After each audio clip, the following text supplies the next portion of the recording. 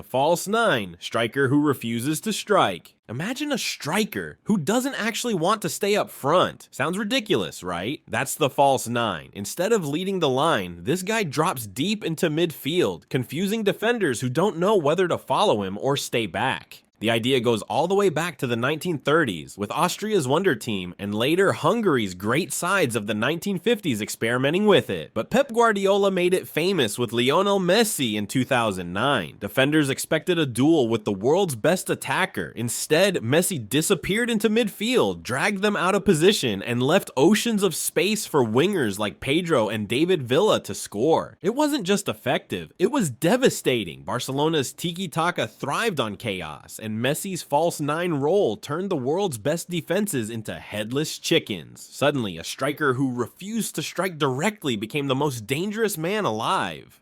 A striker who doesn't score ended up creating one of the most unstoppable attacking systems in football history. The sweeper keeper, goalkeeper as midfielder. The goalkeeper's job is simple: stop shots. Unless you're Manuel Neuer, who decided that wasn't nearly enough. Neuer reinvented the role by charging out of his box, intercepting passes, and playing as an extra defender. In 2014, Germany basically used him as a third center back. At times, Neuer completed more passes in midfield than his own holding midfielder. Against Algeria at the World Cup, he sprinted 30 yards off his line multiple times, clearing balls like a desperate defender. The sweeper keeper role turned goalkeeping from a reactive art into a proactive weapon. Teams could push their defense higher, compress space, and dominate territory, because Neuer was waiting behind them like a free safety. Of course, the danger is obvious. One slip, one mistimed sprint, and suddenly your midfielder is 40 yards out of goal while the opposition scores into an empty net. Just ask Loris Karius or Ederson. For every glorious intervention, there's always a heart-stopping mistake lurking.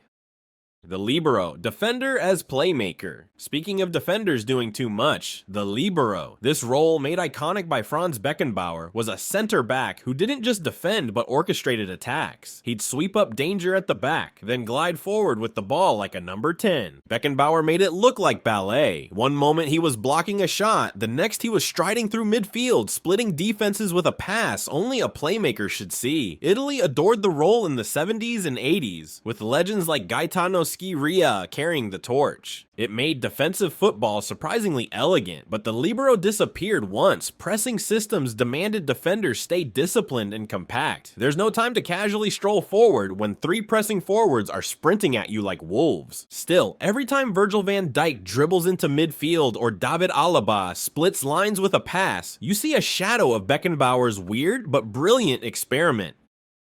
The target man, human battering ram. It's not subtle, but it's brutally effective. The target man is a giant striker who doesn't need finesse, just a forehead like concrete. Think Peter Crouch, Olivier Giroud, or Andy Carroll. The tactic is simple. Hoof the ball long, let the big guy win headers, and pray the chaos leads to a goal. It's agricultural, it's ugly, and it drives football purists insane, but it works. Defenders hate it. They can spend 80 minutes controlling possession and shutting down clever movements, and then, bang.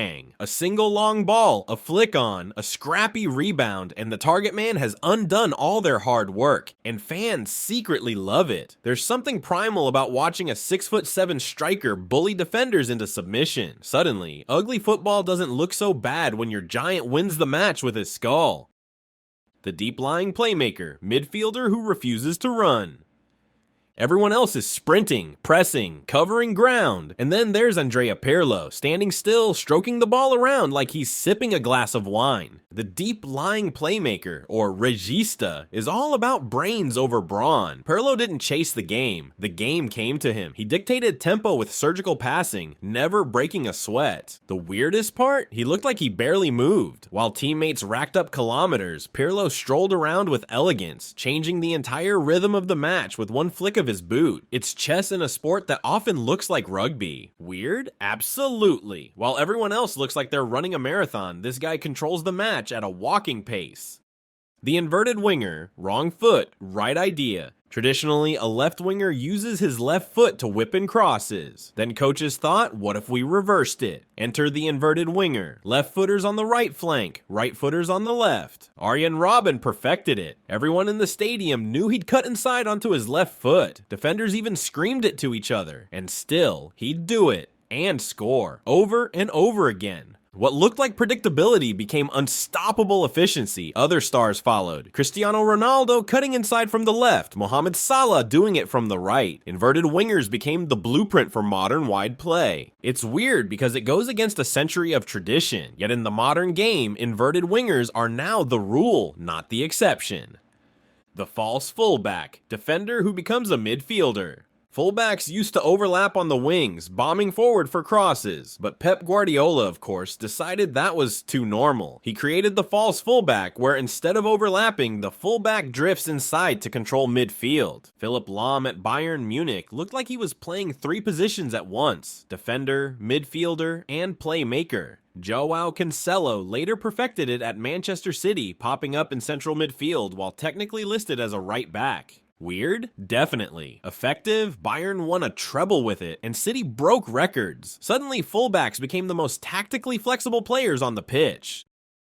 The poacher, striker who does nothing until he scores.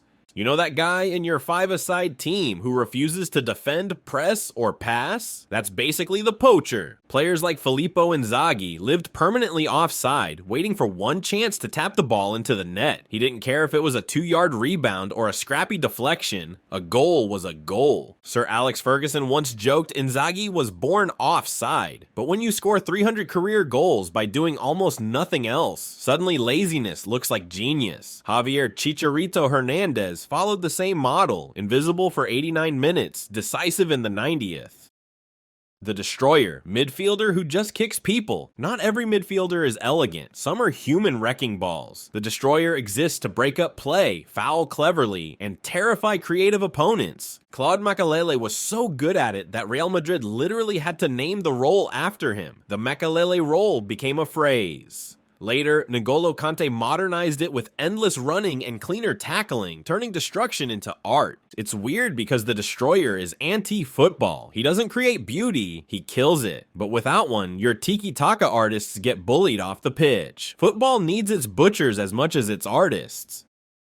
The Raumdeuter, the space interpreter. Leave it to the Germans to invent a word for a position nobody else understands. Raumdeuter literally means interpreter of space, and it was Thomas Muller's invention. He's not fast, not flashy, not particularly technical, but Muller just drifts into weird little pockets defenders forget about. Then, goal. It's the strangest skill set in football, doing everything slightly awkwardly, but always being in the right place at the right time. Muller doesn't play football the way we think it should be played. He plays a different game entirely and somehow always wins. The wide target man, crossing to the wings. Here's a bizarre one. Instead of putting your big striker in the middle, you stick him out wide. Think Fellaini being thrown on the left flank for Manchester United. Why? Because fullbacks are tiny compared to center backs. So suddenly your aerial monster has a mismatch every single time. It looks wrong, but it's ruthlessly logical. Teams like Everton and United used it as a desperate plan B. Ugly? Yes. Effective? Occasionally. And sometimes the weirdest mismatches win you games. The trequartista, luxury player with a free pass. Some players don't track back, don't defend, and barely press. Instead, they just float between midfield and attack, waiting to deliver the killer pass. That's the trequartista. Italian teams loved them. Totti, Del Piero, Kaká. They were magicians with the ball, but also tactical liabilities. Coaches built entire teams to carry their defensive laziness just to unleash their creative genius. Modern football's intensity basically killed the role. Everyone has to press now, but every time you see Lionel Messi walk around the pitch, waiting for the perfect moment to deliver a world-class assist, that trequartista DNA is still alive. The stopper and the marker, old school defenders. In the days before zonal defending, coaches split defenders into bizarre micro roles. One was the stopper, who charged into tackles like a man possessed. The other was the marker, who literally followed a striker everywhere, sometimes even into the bathroom at halftime. It sounds absurd now, but in the 70s and 80s, entire defenses worked this way. Italian catenaccio systems thrived on obsessive man marking. The downside, if your marker had an off day, your whole system collapsed. Modern football's pressing and zonal marking made these roles extinct, but for decades they were gospel. The strikerless formation, attacking without a striker. Why use a forward when you can just not? The strikerless formation sounds like trolling, but some teams actually thrived with it. Luciano Spalletti's Roma in the mid-2000s lined up with Francesco Totti as a false nine, surrounded by runners like Mancini and Peratta. It looked like chaos, but the unpredictability ripped defenses apart. Later, Spain's Euro 2012 team sometimes played without a recognized striker, using Cesc Fabregas up front. Fans mocked it as anti-football, but Spain won the tournament anyway. No striker, no problem. Weird, but effective.